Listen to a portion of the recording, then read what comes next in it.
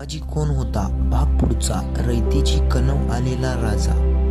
पुणे परगणा ही शिवाजींचे वडील शहाजी यांची जहागिरी होती. अगदी लहान वयात दादोजी कोंडदेव यांच्या मदतीने शिवाजींनी या परगण्याची व्यवस्था पाहावी अशी व्यवस्था केली गेली होती. हा परगणा मोगल व आदिलशाही यांच्या सरहद्दीवरील प्रदेश होता. या प्रदेशात वारंवार एकमेकांच्या वर स्वाऱ्या होत, आक्रमण होत, शहरे व गावे भस्मसात होत, वस्त्या उजाडत होत. सभासद बखर म्हणून प्रसिद्ध असलेल्या बखरीत यांचे वर्णन आहे. वस्त्या उजाड होऊन जंगले माजली होती, त्याहून कोल्हे, लांडगे व इतर रानटी श्वापदे माजली होती. शेतातील व शेतकऱ्यांची लाशे अवस्था पाहून शिवाजी व दादाजी कोंडदेव या मुलाखाची व्यवस्था पाहू लागले. उद्ध्वस्त झालेली गावे शिवाजीने कौल्यनामे देऊन पुन्हा वसवली. नव्याने जमीन कसायला येणाऱ्या बियाणे देऊन व आवतफाट्यासह मदत करून शेती कसायला प्रोत्साहन दिले. नवीन लागवडीस आणलेल्या जमिनींना सुरुवातीचे 4-5 वर्षे महसूल सुद्धा कमी ठेवला. मन मानेल तसा वसूल करण्याचा शिरस्ता मोडून काढला. जमीन मोजून घेतल्या. मोजलेल्या जमिनींचा महसूल निश्चित केला.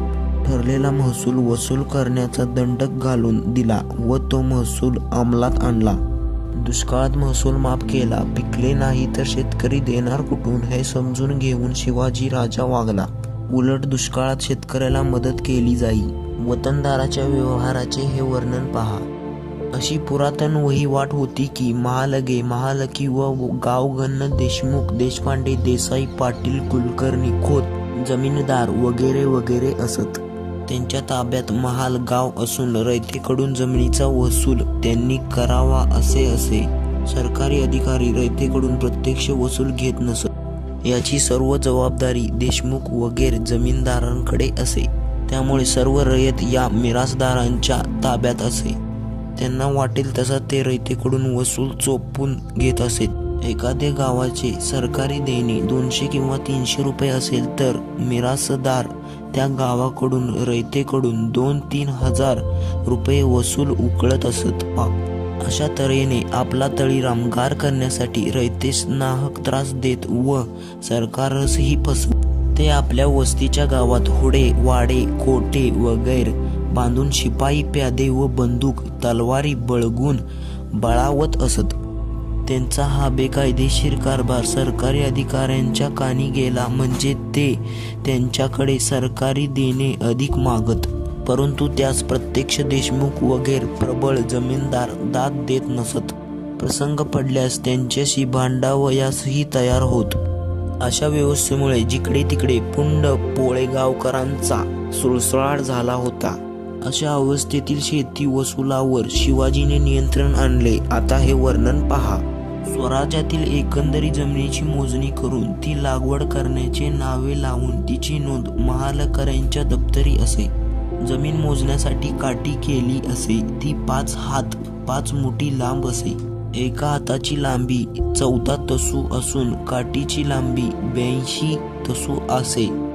20 काठ्यांचा 1 बिघा व 120 बिघ्यांचे 1 चावर असे मोजणीचे प्रमाण धरले होते. प्रत्येक बिघ्यास किती पीक व्हावे हे उभ्या पिकांची पाहणी करून ठरवत.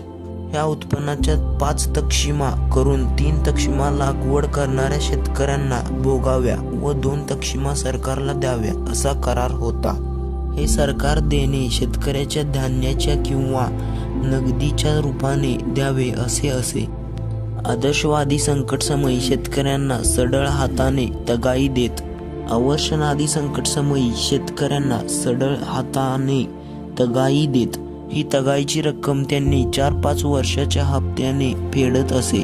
लागवाडीस न असलेल्या जमीन नव्या रयतेस द्यावयाच्या झाल्या म्हणजे तिच्यापाशी गुरेढोरे नसल्यास तिला ते सरकारकडून द्यावी. तिला बीजास दाना द्यावा व पिके होईपर्यंत निर्वाहासाठी धान्य व पैका द्यावा. 2-4 वर्षांनी हा ऐवज उजवून द्यावा. याप्रमाणे रयतेस कौल्य देऊन जमीन इस्ताव्याने दिल्या व बहुतेक सुपीक जमिनी लागवडीसाठी आणली. उत्पन्नाचा अजमास पाहून रयतेवर कर बसवावा. जुलूम असा कोणावर करू नये अशी अधिकाऱ्यात सक्त ताकीद केली असे. वतनदार व जमीनदारांची अव्यवस्था महाराजांनी पार मोडून टाकली. रयतेकडून वसुलीची कामगिरी करण्यासाठी सर्वत्र अधिकार नेमून दिले.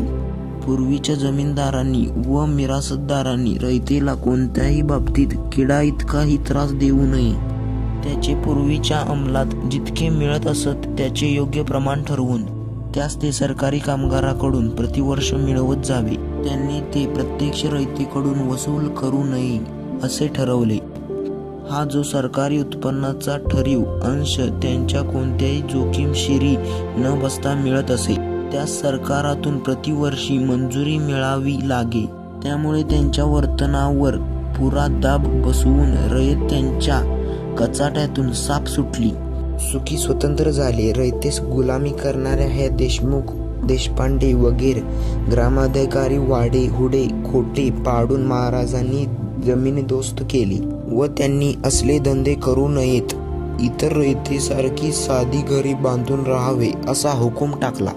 शेतकऱ्यांच्या आणि त्यांच्या शेतीची अशी काळजी वाहणाऱ्या राजासंबंधित रयतेला मग प्रेम का नाही वाटत? शेतकऱ्यांच्या आणि त्यांच्या शेतातील अशी काळजी घेणाऱ्या वाहणाऱ्या राजांसंबंधित रयतेला मग प्रेम का नाही वाटणार? शिवाजीचे कार्य टिकले पाहिजे व वाढले पाहिजे असे का नाही वाटणार? अशा शेतकरी रयतेचा कोवळा पोरगा खबरदार जर वगैरे असे का नाही म्हणणार? रयत राजाशी कसे वागते हे राजा रयतेशी कसा वागतो यावरून ठरते. राजा रयतेची एकपट काळजी करू लागला तर रयत राजाची दसपट काळजी करू लागली तर जनता राज्य आपले आहे असे मानते आणि या उलट जनता बिनता कुछ नाही, राज्य आमचे बापजादांची मिळवलेली खाजगी दौलत आहे अशा भावनेने राज्यकर्ते वागू लागले. म्हणजे जनता अशा राज्यकर्त्यांना उथळून टाकू लागली असा जगाचा इतिहास आहे. अशा भावनेने राज्यकर्ते वागू लागले म्हणजे जनता अशा राज्यकर्त्यांना उलथून टाकू लागले असा जगाचा इतिहास आहे. शिवाजी व स्त्रियांची अब्रू. शिवचरित्रातील काही बाबी अगदी निर्वावाद आहेत. कुणाच्या मनात त्यांच्या संबंधी शंका नाहीत, परंतु या बाबींचे महत्त्व सर्वांनीच नीट ध्यानात घेतले आहे असे म्हणवत नाही. स्त्रियांच्या अब्रूसंबंधी छत्रपती शिवाजी महाराजांचा दृष्टिकोन ही असाच एक बाब आहे.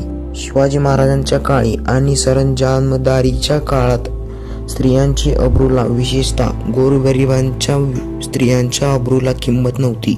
राजरजवाडे व राजपुत्रे तर सोडाच, पण सरदार, वतनदार, जमीनदार, देशमुख, पाटील यांच्या दृष्टीने गोरगरिबांच्या लेखा सुना म्हणजे त्या हव्या त्या वेळी उपभोगणाऱ्या वस्तू होत्या. दिवसाढवळ्या त्यांची अब्रू लुटली जात होती आणि त्याविरुद्ध कोणाकडे दाद मागितली जात नव्हती.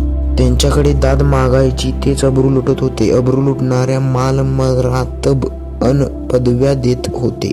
अशा काळात शिवाजीचा यासंबंधी दृष्टिकोन मूलतःच वेगळा होता. राजाच्या पाटलाची गोष्ट प्रसिद्ध आहे. गावातल्या वतनदार पाटलाने गरीब शेतकऱ्याच्या तरण्याताट्या पोरीला दिवसाढवळ्या सर्वक्षम उचलून नेली अन भोगली. माती झालेल्या जिन्यापेक्षा मरणे बरे म्हणून पोरीने जीव दिला. सारे गाव हळहळले अन मुकाच राहिला. शिवाजीच्या कानी ही गोष्ट आली. पाटलाच्या मुसक्या बांधून पुण्यात आणले गेले आणि हातपाय तोडून शिक्षा दिली.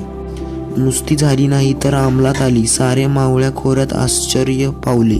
गरीब रयतेच्या पोरीची अब्रू घेतली म्हणून वतनदार पाटलाला जबर शिक्षा झाल्याने पाहून रयत शिवाजीवर फिदा झाली. गरीब रयतेच्या पोरीची अब्रू घेतली म्हणून वतनदार पाटलाला जबर शिक्षा झालेली पाहून रयत शिवाजीवर फिदा झाली. अन रयतेच्या अब्रूक्षणासाठी शिवाजी कार्य करीत असेल तर त्या कार्यासाठी मरायला तयार झाली. हा व्हिडिओ आवडला असल्यास नक्की लाईक करा, सबस्क्राईब करा आणि असेच व्हिडिओ पाहण्यासाठी नक्कीच बेल आयकॉनवर क्लिक करून ठेवा, जेणेकरून नवीन व्हिडिओ लगेच तुमच्यापाशी येईल.